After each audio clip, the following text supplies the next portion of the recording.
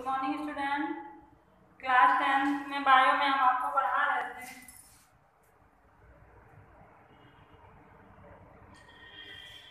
हमने आपको जल जल का अवशोषण समझाया था, ठीक है। जब जल का अवशोषण समझाया था तो आप डालिए हेडिंग खनिज लवणों का अवशोषण। हेडिंग डाल लीजिए उसी के आगे खनिज लवणों का अवशोषण।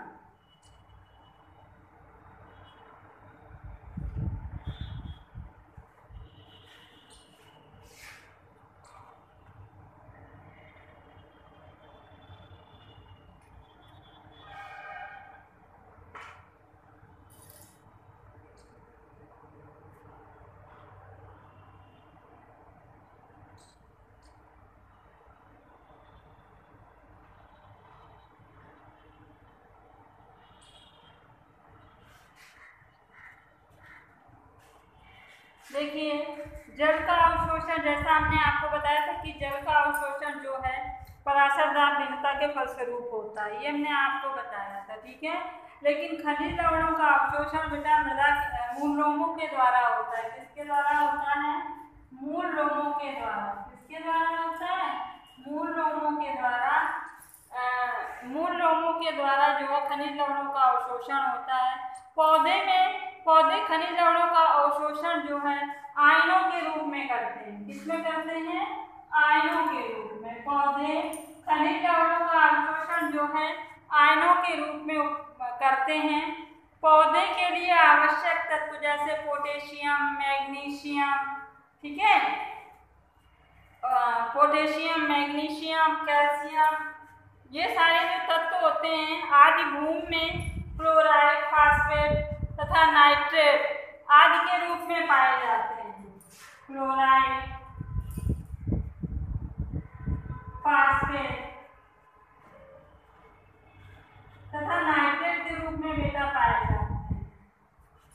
आगे बात समझ में, ये जो इनके रूप में जो पाए जाते हैं बेटा, आदि के रूप में पाए जाते हैं, मृदा में ये घुलने के बाद जब ये मृदा में घुल जाते हैं ये सारे तत्व, तो ये आयनों में विभक्त हो जाते हैं। किस में विभक्त हो जाते हैं? आयनों में। पोटेशियम आयन, क्लोराइड आयन, ठीक है, कैल्शियम आयन, आगे बात समझ में, नाइट्रेट आयन, ये सब जो है किसमें? आयनों में विभक्त हो जाते हैं। किसमें घुलने के बाद? मृदा में घुलने के बाद ये जो है आयनों में विभक्त हो जाते हैं, ठीक है।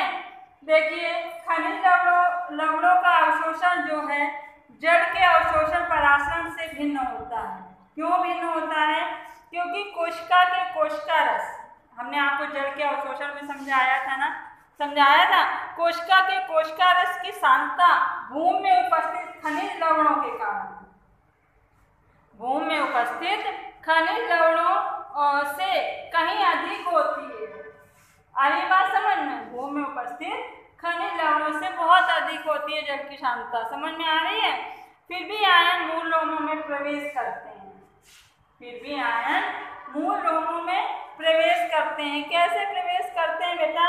इसके लिए इन्हें ऊर्जा की आवश्यकता होती है जो उपापचयी क्रियाओं से होती है। इसके लिए इसे किसकी आवश्यकता होती है? ऊर्जा की आवश्यकता होती है जो उपापचयी क्रियाओं में से ऊर्जा ये इन्हें प्राप्त होती है। ऊर्जा इन्हें कहाँ से प्राप्त होती है? उपापचयी क्रियाओं से प्राप्त होती है, ठीक है। आवश्यक आयन अभी कैसे पहुंचते हैं मूल लोम में? देखिए, आवश्यक आयन जो होते हैं वो प्लाज्मा झिल्ली के किसी यौगिक या इसको आप कह सकते हो वाहक, किसी यौगिक या वाहक, आप यौगिक को वाहक कह सकते हो, तो किसी भी यौगिक या वाहक से जुड़ जाता है और कॉम्प्लेक्स बना लेता है। क्या बना लेता है? इससे जुड़ करके क्या बनाता है? कॉम्प्लेक्स बना लेता है। कॉम्प्लेक्स बना लेता है। आगे बात समझ में, जब ये कॉम्प्लेक्स बनाते हैं तो प्लाज्मा झिल्ली से होकर, जब ये कॉम्प्लेक्स बनाते हैं तो प्लाज्मा झिल्ली से होकर कोशिका द्रव में पहुंच जाते हैं। किसमें पहुंच जाते हैं? कोशिका द्रव में पहुंच जाते हैं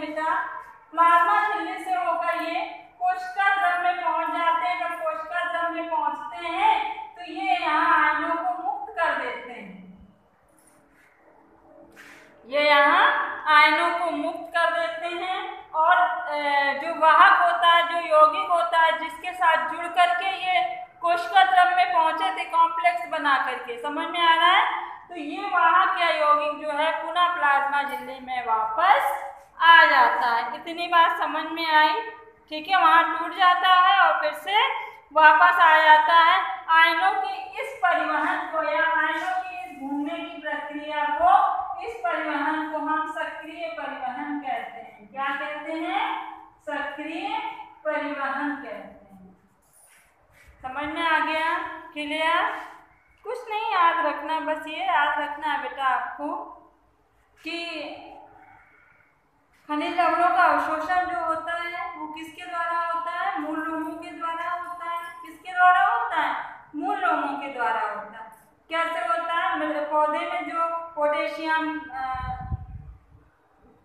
पोटेशियम, मैग्नीशियम, कैल्शियम, ये सारे आयन जो है मृदा के उपस्थित होते हैं। समझ में आ रही बात? क्योंकि खनिज लवणों का अवशोषण इन आयनों के द्वारा होता है। तो कैसे लिखेंगे इसको? देखिए, लिख लीजिए, हम आपको दिखा दे रहे हैं। लिखिए, पौधों में खनिज लवणों का अवशोषण मूल लोमों के द्वारा होता है। पौधों में खनिज लवणों का अवशोषण मूल लोमों के द्वारा होता है। पौधे खनिज लवणों का अवशोषण आयनों के रूप में करते हैं। पौधे खनिज लवणों का अवशोषण आयनों के रूप में करते हैं। पौधे के लिए आवश्यक तत्व जैसे पोटेशियम, मैग्नीशियम, कैल्शियम आदि भूमि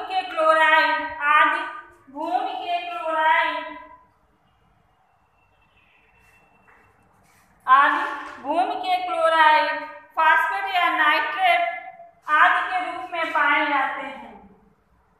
फास्फेट या नाइट्रेट आदि के रूप में पाए जाते हैं। मृदा जल में घुलने के बाद ये पोटेशियम, ये लिखा है पोटेशियम, कैल्शियम, मैग्नीशियम, फास्फेट,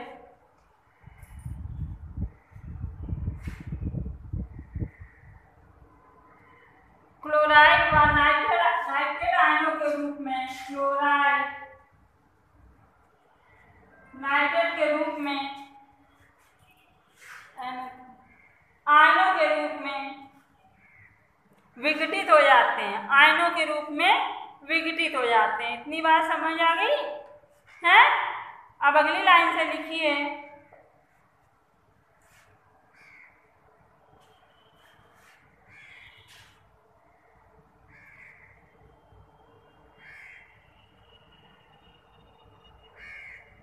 देखिए, खनिज लवणों का अवशोषण जल के अवशोषण परासरण दाब से भिन्न होता है। लवणों का अवशोषण जल के अवशोषण परासरण दाब से भिन्न होता है क्योंकि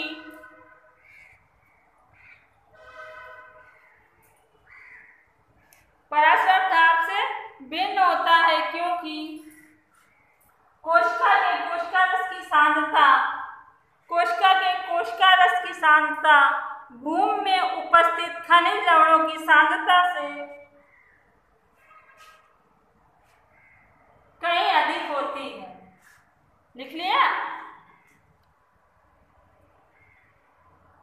फिर अगली लाइन से लिखिए, खनिज लवणों के अवशोषण में ऊर्जा की अधिक आवश्यकता होती है जो उपापचयी क्रियाओं से प्राप्त होती है। खनिज लवणों के अवशोषण में ऊर्जा की आवश्यकता अधिक होती है जो पौधे को उपापचयी क्रियाओं से प्राप्त होती है। लिख लिया? देखिए, आवश्यक आयन प्लाज्मा झिल्ली के किसी यौगिक या वाहक के साथ जुड़ करके कॉम्प्लेक्स बनाते हैं। कॉम्प्लेक्स बनाते हैं और ये कोशिका द्रव में पहुंचते हैं जहां कॉम्प्लेक्स टूट जाता है, आयन कोशिका द्रव में मुक्त हो जाते हैं। कॉम्प्लेक्स टूट जाता है और आयन कोशिका द्रव में मुक्त हो जाते हैं तथा यौगिक या वाहक पुनः प्लाज्मा झिल्ली में वापस आ जाता है तथा यौगिक या वाहक पुनः प्लाज्मा झिल्ली में वापस आ जाता है। लिख लिया? ठीक है। फिर नीचे लिख लीजिए, इस क्रिया को सक्रिय परिवहन कहते हैं। इस क्रिया को सक्रिय परिवहन कहते हैं या इस परिवहन को सक्रिय परिवहन कहते हैं। इसके नीचे अंडरलाइन कर लीजिए क्योंकि अलग से भी आता है कि सक्रिय परिवहन किसे कहते हैं। क्लियर हो गया? ठीक है, तो ये लिख लीजिएगा, इसके आगे का टॉपिक कल रहेगा आपका। Okay, good day.